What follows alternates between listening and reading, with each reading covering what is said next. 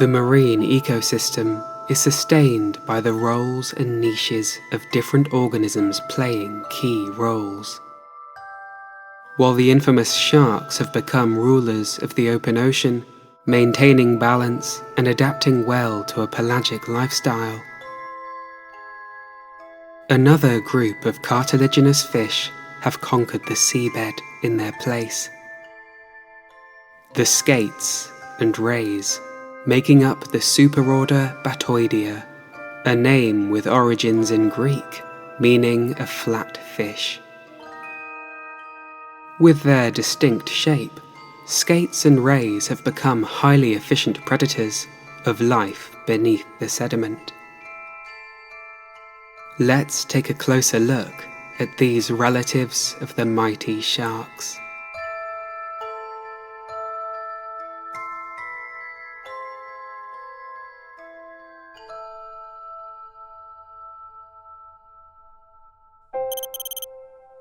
The general body plan of rays is very similar to that seen in sharks, with the most obvious difference being that they are flattened, a shape that results from wide pectoral fins joined to the head, forming the broad wings they use for swimming. In contrast to sharks, the tail is long and whip-like. It's used more like a rudder for balance and steering than for propulsion. The mouth, nostrils and gill slits are on the underside, while spiracles behind the eyes are used to draw in water, an adaptation that prevents the gills from getting clogged up with sediment. The skin of rays is very similar to that of sharks. The sandpaper-like texture is caused by tiny teeth-like structures called placoid scales or dermal denticles.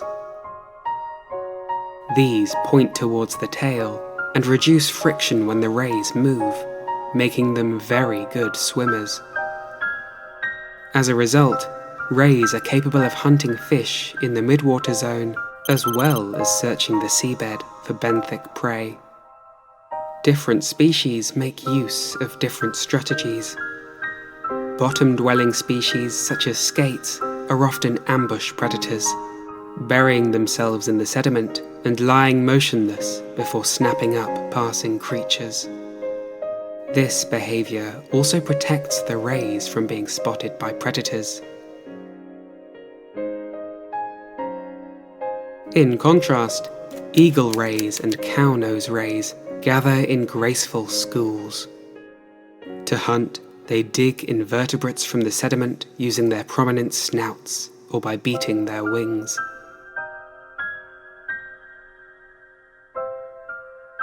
Manta rays are truly pelagic, spending their lives in the open ocean and feeding in a very different way.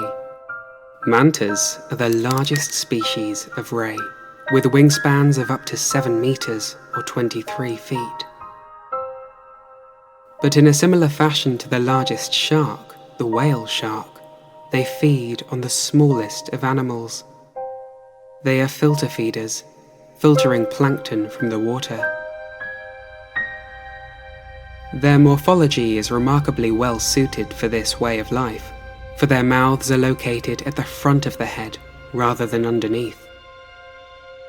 2 long lobes, called cephalic horns, flank the mouth on both sides, and funnel planktonic prey into it while the ray moves along slowly. Often, mantas are seen swimming in circles together, a technique that concentrates shrimp and plankton into a small area before the rays lunge through the center with mouths agape.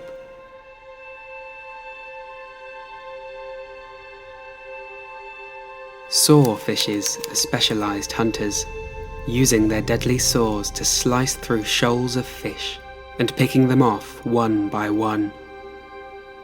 They also use it to dig for shellfish in the sea floor mud. Through their role as large bottom-dwelling predators, sawfish and other rays play important roles in the ecology of seabed ecosystems, Most notably, their feeding methods stir up the sediment and provide access to buried invertebrates for other predators. This causes bioturbation, restructuring the sediment in a way that allows other species to flourish. Small fish often trail eagle rays to pick at the unearthed prey.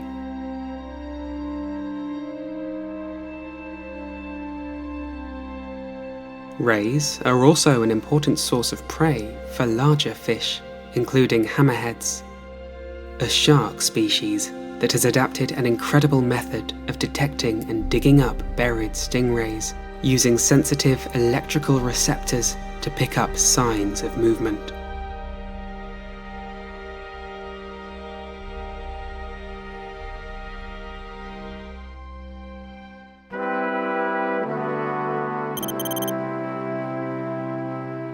Occasionally, rays gather in mighty swarms, like these devil rays migrating in their thousands. Similarly to mantas, they are filter feeders, trawling for tiny shrimps using their mouths as a net while gliding through the open ocean. And every now and then, they even take to the skies with acrobatic grace. It is believed that they do this to corral prey towards the center of the shoal. However, they seem to be in direct competition, trying to outdo the jumps of other rays. It also seems to be mainly males that breach above the waves in this way. Perhaps it is to attract a partner, with the loud noises made by re-entering the water sending a signal out to the females, a sign of their prowess as a mate. This behavior demonstrates an example of sexual selection, for those who make the biggest jump have higher chances of getting to reproduce. Surprisingly, devil rays do not only visit the skies above the waves, but also frequent the deep sea, being among the deepest diving animals in the ocean. They have been found to dive as deep as 2,000 meters or 6,560 feet, descending at the incredible speed of 6 meters per second. The deep sea skate is found even deeper, at close to 3,000 meters down in the pitch-black midnight zone. As denizens of the deep, they make good use of the unique habitats found here. The abyssal plain is their feeding ground, littered with demersal creatures that act as prey.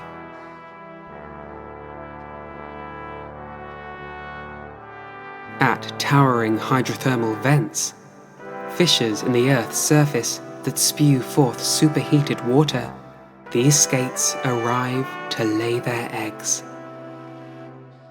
Ochre-coloured sacs that litter the sea floor around the vents in great abundance, for the skates make use of the structures as incubators to speed up the hatching process, a method that cuts the usual 4-year development time in half, and represents the first time this strategy has been documented in any marine animal.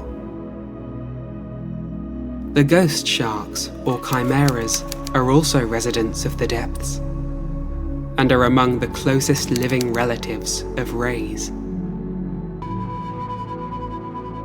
In fact, they appear as if they are a hybrid of rays and sharks, with an elongated body like that of a shark,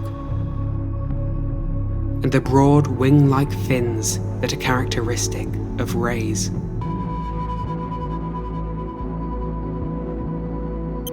Overall, skates and rays fulfill similar ecological niches to sharks. Their unique flattened morphology and adaptations to a life on the bottom is what allows them to dominate the sea floor as top predators. They help uphold the abundant biodiversity of seafloor sediment communities by forming predator-prey interactions and causing bioturbation via burrowing in the sediment. Their importance, much like that of sharks, cannot be understated.